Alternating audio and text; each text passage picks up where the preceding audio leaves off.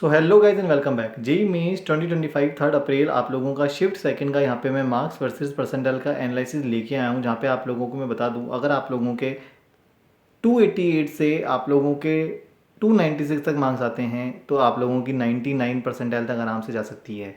देखो 99 आप लोगों की परसेंटाइल जो है आप लोगों के अप्रॉक्सीमेटली जो है, अगर 250 तक भी मार्क्स रहते हैं, 250 अगर आप लोगों के मार्क्स रहते हैं तो आप लोगों की 99 परसेंटाइल आराम से बन सकती है। 280 तक तो आराम से आप लोगों की 99 परसेंटाइल बनेगी ही, लेकिन यहाँ पे 250 तक भी आप लोगों की 99 परसेंटाइल बन सकती है, जो कि मैंने आप लोगों को यहाँ पे दिखा रखा है कि आप लोगों की 268, 258, 240 तक भी 99 परसेंटाइल बन रही है। यानी कि आप लोग एक्सपेक्ट कर सकते हैं कि जनवरी अटेम्प्ट के और आप लोगों के अप्रैल अटेम्प्ट के अंदर में आप लोगों की डिफरेंस कुछ आता है, वो डेफिनेटली पेपर के लेवल की वजह से आता है। And due to that reason मैं आप लोगों को बोल रहा हूँ कि आप लोगों को यहाँ पे देखें तो आप लोगों के 150 मार्क्स पे जो मैंने एनालिसिस दिया है कि 150 मार्क्स पे आप लोगों के कितने आ सकता है, तो 98 आप लोगों की आराम से एक्सपेक्ट कर सकते हो आप लोग। देखो आप लोगों का जो आज का पेपर था वो आप लोगों का 3 अप्रैल को था, और पेपर जो था सेकंड शिफ्ट का था, जो कि मेरे हिसाब से मॉडरेट से आप लोगों की अगर मैं बात करूँ तो मॉडरेट से इजी था पेपर। जितना मैंने सोचा था उतना हार्ड नहीं था पेपर।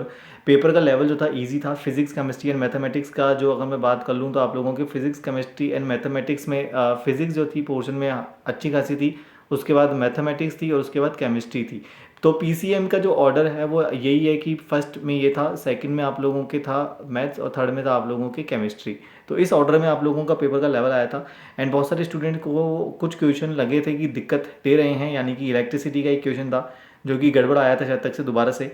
फर्स्ट शिफ्ट में भी गड़बड़ आया था, सेकंड शिफ्ट में भी गड़बड़ आया है। तो मेरे हिसाब से तो ये हो रहा है कि अगर पेपर इन लोगों को सही देना है तो अच्छी तरह से दे, वरना फिर क्या मतलब है। पेपर का लेवल अच्छा था। पेपर ओवरऑल अगर मैं बताऊं तो गुड आया था।